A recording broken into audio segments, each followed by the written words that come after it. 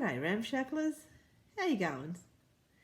It's me again. This is a quick, not going to be 30 seconds, but a quick little video on something that's really just a complete clusterfuck for everyone, and that is transposing instruments. Cheers. This is sherry, by the way. Now, I really like sherry, and it is the afternoon here, almost the afternoon. And funnily enough, I love a sherry tipple. So why don't you go and grab yourself a drink and sit down, and we're just going to have a quick whiz through the clusterfuck that is transposing instruments. Now, why do we have them, and what are they, and do they really matter? Well, probably shouldn't have had them. I think most people would agree it's a bit of a crap system.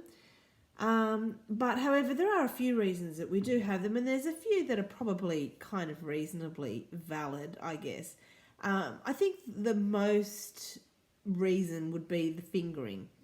So the reason that we do have these transposing instruments is because it does make the fingering, especially on the woodwind instruments, a whole lot easier.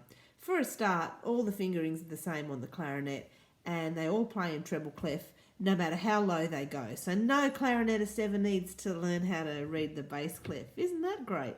I found that very, very handy when I was playing bass clarinet. I played it for 2 weeks. I loved it, and the thing I loved about it the most was in treble clef. The other thing is all those woodwind instruments, if they're all just slightly out of kilter in terms of, a tone or a semitone or whatever, but if you put all your fingers down, the most idiomatic and easiest way to play the scales, you often find that you don't have a lot of flats and sharps, you don't have a lot of difficult keys. So in the kind of easy keys of those instruments, it's actually quite easy to play. You're not kind of twisting your hands up into some contortionist mess and ending up going home and having to do some kind of weird acupuncture on your hand, so that makes it nice and easy as well.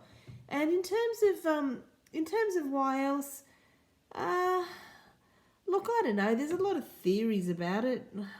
There's a lot of stuff that kind of goes back to trumpets when you had crooks on them, and all just kind of weird stuff. But look, at the end of the day, I think the fingering for the woodwind stuff, I reckon, is pretty valid.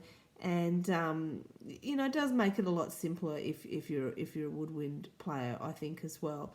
So when we say what is a transposing instrument, it's really simple. It's basically, you see an F sharp. You got your alto sax there, say, just an example. You just got your alto sax. You see an F sharp. You play an F sharp, and a fucking A comes out. Here's the good thing. You don't know it's an A, you think it's an F sharp. So really, does the problem belong to you? Nah, not so much. But that is transposition at its finest. You see a note, you play a note, different fucking note comes out. How different that note is depends on what kind of instrument you're playing. So you've got the C instruments, they're concert instruments. Basically, the easiest way to think of those is if you play a concert pitch instrument along with the piano, so you're having a jam, having a bit of sherry, you're having a late night jam, someone picks up a guitar, someone's on the piano, someone's on the bass. They're concert instruments. You can jam along on a piano. It's going to sound like, may sound a bit shitty because you might not be any good at it, but essentially you're going to be playing the same notes, right? There's concert pitch instruments. Then you've got a trumpet player comes along, looks at your lead sheet and goes, oh, I'll play along with that. All of a sudden, it does not sound good. Instead of getting this note, everyone playing the same note in unison, all of a sudden you're getting this. All of a sudden, it doesn't sound so good. That's your B-flat instruments.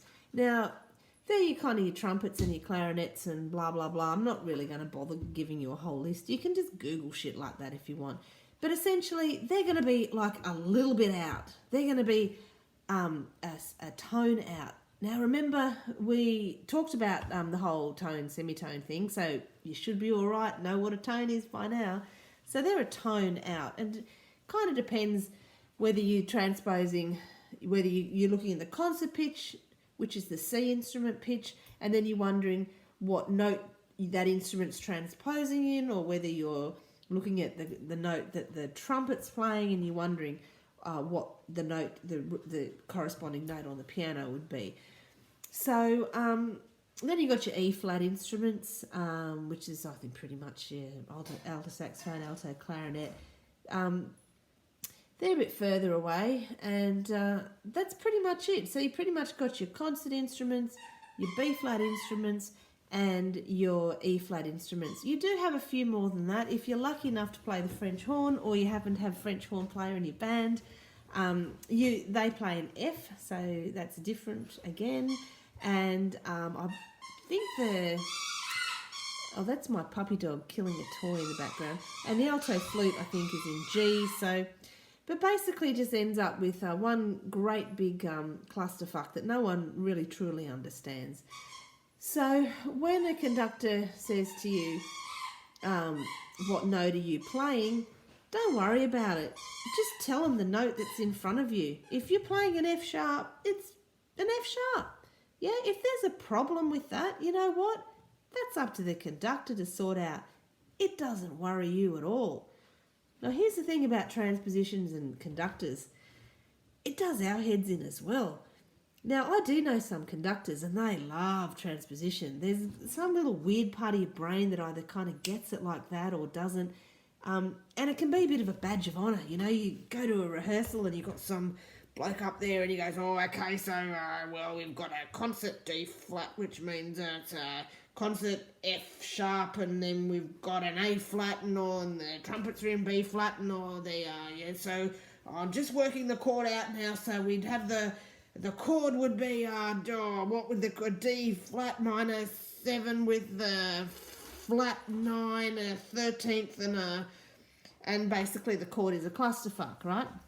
You do get people that take great pride in being able to transpose, and then you get people like me.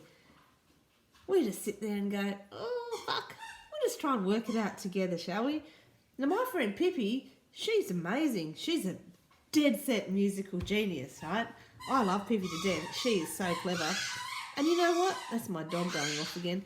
You know what? When she comes across a transposition thing, she just stands there and scratches the head, goes, which way do I transpose? Is it up or down? Is it a minor 6 or major 6? Yeah. So being able to transpose quickly and easily, it's a great skill to have. But to be honest, it's a difficult skill. And it doesn't always define whether we're particularly great musicians or not. I'm not sure if this video has helped or not. I suspect it has not helped at all. And the most important message that you can take away from this is really, no one really knows what's going on with transposing instruments. I suggest that you probably don't worry too much about it. And if you have any questions about it, put them in the comments, because I'm not sure I've been all that enlightening today at all. But you know what? The sherry was great. So have a tipple, ramshacklers, and you know what? Stop worrying about transposition. Worry about the zombie apocalypse instead.